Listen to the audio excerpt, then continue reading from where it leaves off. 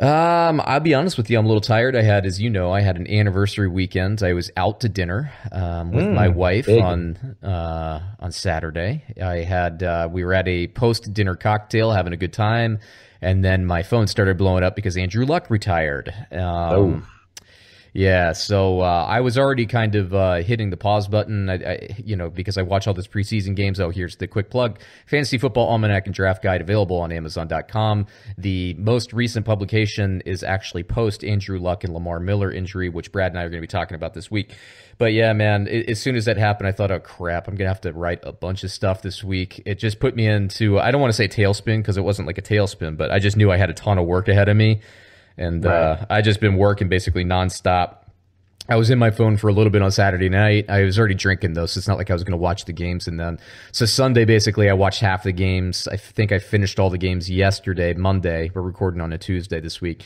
And I put all that out there. I finished the guide, the updates and all that. And I have to send them to my readers right after this recording. So, man, it's just been nonstop. But I think things are going to calm down a little bit, hopefully, anyway. Yeah, that was one of the most surprising things I ever heard. Other than you could equate it to maybe Barry Sanders retiring when he did. Yes, maybe, but Barry played for much longer time. At least that's how I remember it. Yeah, and maybe because we were younger. And you're right, but I'm just. I just have so many thoughts on this, and Brad, as we talk, we've been talking, Brad, you and me, about launching these, new shows. One of the shows is going to be called, it's going to go on YouTube. It's going to be called The 3-Point Stance. I wish we had that kind of spun up because I just wanted to give my initial kind of take on Andrew Luck, but I never begrudge a person for moving on. Like, you remember when Ricky Williams retired and he went to go Right. past the Ducci in Australia? He was living in a tent back then. Honestly, Right. that didn't bother me as much because, like, he's a dude with social anxiety. He's slamming his head into a brick wall. Nick Saban, Right. I think that season it ran him into the ground. And he just didn't want to do it anymore. Andrew Luck, like, he's retiring because the calf injury frustrated him, Sure. It really hits me the wrong way, man. Like, I don't like it. And we always, like, I think I was calling Andrew Luck like the most frail, 6 foot, 240-pound person in the world. Right, He's like right. Mr. Glass, but I don't like this at all. I just don't. If I'm a Colts fan, I'm a little annoyed. I know he got booed. I don't know, man. What did you think when you heard, other than shock? Yeah, other than shock, well, I think he's going to come back personally. Me I think too. he's way too young, and this happens to everybody all the time, but especially young people. What you're feeling right now is not necessarily how you're going to be feeling in 12 months. So I think maybe he's so young that he could possibly even take 2 years off and only be 31 and still have 10 years to go. I think just maybe if he steps away from it, his perception is going to change quickly. That's kind of how I felt too. I felt, again, using the Ricky Williams analogy, Ricky Williams stepped away. He came back. He was refreshed. He actually had a really nice back half of the career as kind of like a platoon running back. He was pretty good. He ended up bouncing around. I think he was on the Ravens for a couple of years. He was all right. And Luck, like you said, I mean, it's a new age. He's going to go. He's going to travel the world. He's going to get involved in stuff. But, like you said, he's 29. And this is a calf injury. If it was concussions, if he had like 10 concussions, I would get it, but Right. and I even understand the shoulder a little bit, but his shoulder's healthy now and it's a calf. He's going to be fine in like 2 months, Right, right. I don't think he will, but it wouldn't shock me if he came back this season. I mean, it really, honestly, it wouldn't shock me if he's like, what, I made a mistake. But, I think he will come back, but, what would be interesting is I don't think the media has really moved on to the Jacoby Brissett thing yet. What would happen? I mean, it could turn in theory. I don't think it will at this point, but it could turn into an Aaron Rodgers, Brett Favre situation if Luck wanted to come back, right? If he decided to come back in 2 years. Here, let me. I didn't pull up the stats before the show, but I was looking at them before. I'll just pull them up so I can quote. But I remember basically Brissett, right? He spent time with New England, and Josh McDaniels and the greatest head Right. coach of all time, Bill Belichick. He started that season when Tom Brady, I think, the Deflategate thing. He started at, what was it, 3 games because Garoppolo went down at some point. So he had some starting experience with New England. He gets traded to Indianapolis. Indianapolis at that point had no support at all organizationally. They had no offensive line. They had no real offensive coaching at that point. That was still Pagano. And in that season, Brissett didn't do awful. I think he started 15 games. I'm pulling up the stats as we speak here. No, it's the wrong one. Bear with me here. Let me just pull up the Jacoby Brissett Pro Football Now, when he Reference. comes back, will he have to come back to the Colts? Yeah, the Colts will own him. The Colts will Okay. own, yeah. They'll own his rights, whenever he comes back. That was a big sticking point for Barry Sanders back in the day too when he retired, because there was all these rumors that the Dolphins would take him, but the Lions would never let him go. So Brissett in 2017, he only played 4 games in spot duty last year because Luck played the whole season. In 2017, he was a 25-year-old, and for the Colts, he started 15 games because that was the year that Andrew Luck, wasn't playing. He was 4-11, not great, but again, he was on a kind of a bad team. Completed 58.8% of his passes, not great. But his TD to interception ratio was 13-7, so almost a 2-to-1 there for a first-year starter. Not awful. Now he had last year he got to spend basically the entire season. What is this? Is 1, 2, 3, 4? This will be his 4th season. Last year he basically spent it, as an understudy. He spent it a year under Frank Reich, who was one of the best coaches in the NFL, in my opinion. Just kind of chilling out and learning. So he could come out and he could unleash it. Now, another thing is I projected Andrew Luck to throw 40 touchdown passes this year. You could think of, okay, let's say Jacoby Brissett's 80% of that production, or that, or maybe even 70%. You're still looking at 25 to 30 touchdown passes. Like, this is a talented team. He might not be that bad. He might not be that bad. That's true. It's possible. It's possible.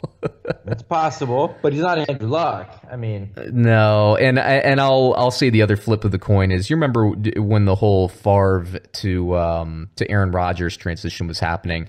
I remember telling you, hey, look, dude, I watched Aaron Rodgers. The Packers are going to be fine. I think this is the right move. Like, I was like one of the only people in the country saying it at that point.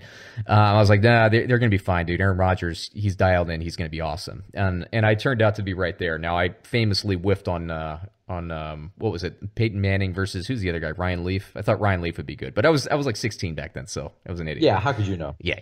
No, but like, but I mean, do we have enough resume for Jacoby Brissett to say that he's going to be anything? Like, do we know at all what he's going to be? No, but when I saw Rodgers, there's just something there. It's almost like when I saw like Matt Hasselbeck as the backup in training camp. You just kind of know. It's like when we see Jimmy Garoppolo in spot duty, right, in New England and San Francisco. Like, that dude has talent.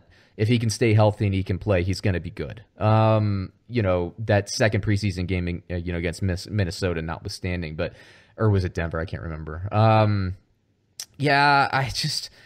We don't have enough tape, or we don't know, but I watched the Colts in preseason. All I kept thinking about was, well, when Luck's back, they're going to be able to move the ball better. Right. And so he wasn't like impressing me. It wasn't like when I watch New Orleans and I see Bridgewater behind Drew Brees, I think, oh wow, Bridgewater will probably get another starting chance at some point. That really wasn't jumping off the screen to me while I was watching Brissett. I don't know, man. It's just such a bummer for the Colts. I mean, it's a big bummer, man. The whole thing changes. The franchise is just something new now entirely, and. I mean, who knows? Maybe Brissett turns out to be rocket fuel, man. Maybe the guy's electric. I don't know. But yeah, you'd have to assume it's not going to be an improvement over Andrew Luck. But Andrew Luck couldn't stay healthy, so there's that, So let me give you another scenario, right? Let's put our hindsight as 2020 glasses on, all right? Mm-hmm. So it's, what is it, 2015, 2014. It's that year right after Peyton Manning gets injured, right? And he misses the whole season, and the Colts get the number 1 pick, right? You have the Colts had the choice between keeping Manning, drafting Andrew Luck, or drafting RG3 back then. It was the same draft. Or Russell Wilson. Of course, the answer is you take Russell Wilson at this point because you can't make any other argument. Yeah, right. But let's take it out of it because that wasn't realistic. what do you do? Hindsight being 2020. I looked and I ran these numbers yesterday. So Peyton Manning played, I think, 58 games for the Denver Broncos over that span. Andrew Luck only played like 86 games. You're talking about a difference of 28 games. Peyton Manning went to the Super Bowl twice. Hindsight being 2020, Brett, you keep Peyton Manning and pass on Andrew Luck. I think so, man. Super Bowl. I think so for sure. Yeah, I think you keep him. I think you keep the coaching staff intact. You keep Manning back, and I was definitely in the camp back then of saying, hey, you got to trade, you got to get rid of Peyton Manning and take Luck. You don't get Hall of Fame potential to Hall of Fame potential handoff like the Packers did it. The 49ers did it with Montana to Young, and I can't think of another recent history example. Elway went to Bubby Brister, if memory can, there's always a transition there. You don't really get to go. It's Favre to Rodgers. It's Montana.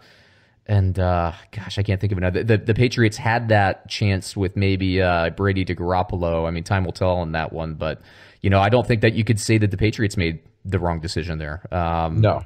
Going to what was it, 3 Super Bowls and winning 2 of them or something like that.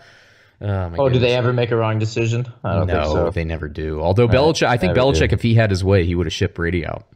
That is true. He was trying to do that, wasn't he? Yeah, but you know what? It would have worked. It would have worked for him. Yeah, and then we would being here and been like, hey, you can't, Garoppolo's been to a couple Super Bowls. Tom Brady hasn't been on whatever team. Yeah, right. It would have worked. It would have. It totally would have worked. So that's just how that franchise works. Unfortunately for the rest of the NFL fans. And Brad and I always like to say this after we compliment the New England Patriots. We're not Patriots fans. We don't like them, but it's like, what else? Right. What else can you say? I'm not just going to throw shade on them for no reason. Not respect whatever they do. It'd be like watching golf in the early 2000s and saying Tiger Woods doesn't swing appropriately. It's like, give me a break. I mean, he wins everything. Come on, you can't not talk about it. Anyway, so the other big news this weekend was Lamar Miller shredded his knee in the first quarter of that preseason week 3 thing. Houston, the interesting thing to me, Brad, and this is all AFC South. So I actually want to talk about the AFC South with you again too, because it's like, to me, it's like wide open again. Yeah, because we had already talked about how hard the schedule was, about how brutal it was, how much we liked Houston, how much we liked Indianapolis, and we'll get to that in a second. But, Houston made a deal with Cleveland, and they traded, in my opinion, a very aggressive move to trade, I think it was a 4th rounder that could become a 3rd rounder with playing time for Duke Johnson. And that's, this is in today's NFL, to send that kind of draft capital for running back, that's an aggressive move. Right. Well, now the thought was that Lamar Miller was going to get first and second down carries. Duke Johnson was going to be involved in the running or in the passing game, maybe a little bit in the running game. And then you and me, Brad, we always talk about how for some reason Houston is just in Lamar Miller's career, his teams are always trying to replace him, even though he gets 5 yards a carry. It's the most bizarre thing. But he must have the smelliest farts in the locker room or something. I don't know. I don't know. Something about that guy people can't handle. I know, man. Something about him. But well, now flash forward to today. Duke Johnson's probably, and I say probably because I think Houston is looking and going to be scouring the roster cuts this weekend coming up. They're going to be looking into options, but they can't really make an aggressive trade I've heard some news why don't the Texans try to get Zeke, or why don't the Texans try to get Gordon? First of all, I don't even know how that would work with the salary cap. Second of all, they've already traded basically now what will be a 3rd round pick for Duke Johnson. They can't really make another trade for a running back. So I don't know what's going to happen there. I don't know if Duke Johnson, maybe he is. I don't know, because he's been used as almost like that James White in New England, that pure pass catching running back type receiving running back, basically receiver back. I don't know what to expect, but now you're looking at Houston, and to me, they become one-dimensional a little bit. Pending, the moves, I'm sure there's going to be some things to shake up, but I don't see Tywan Jones or is it Buddy Holly? I don't even remember the other guy that they have back there, but bizarre, man. So let's just talk about the AFC South again. What do you think? Just top to bottom, Brad, off the top of your head, because I don't really have any firm thoughts at this point. It's like moving on quicksand for me. Well, I think I think the Texans have to become the favorite, immediately, right? I think so, just based on having Deshaun Watson. I'm a little bit concerned about the offensive line, and I think that Duke Johnson, I moved him up in my rankings. I have to assume that the Texans are not going to make a trade, but somebody like Jay Ajayi is out there in free agency. I think they probably have to be a little bit more aggressive, or maybe like something will happen where maybe somebody like Washington, because Geis looked really good last week. Maybe Washington cuts ties with Adrian Peterson. I don't think that'll happen, but that would be a natural move, right? Adrian Peterson, he went to college in Oklahoma, not too far away from Houston. Kind of a Southern Midwest guy, the Southern Plains guy. Something like that will work. So I still think something's coming for the Texans, but I think they also lost, Brad, I think they also lost a big offensive lineman, like their right tackle or something, in the same game. And so they're already kind of a porous offensive line. And then I'm looking now at at the Titans, who we've been kind of goofing on a little bit, but you and I, Brad, we both agree that they're never a tough win or a tough, like an easy rollover game. They always play everybody tough.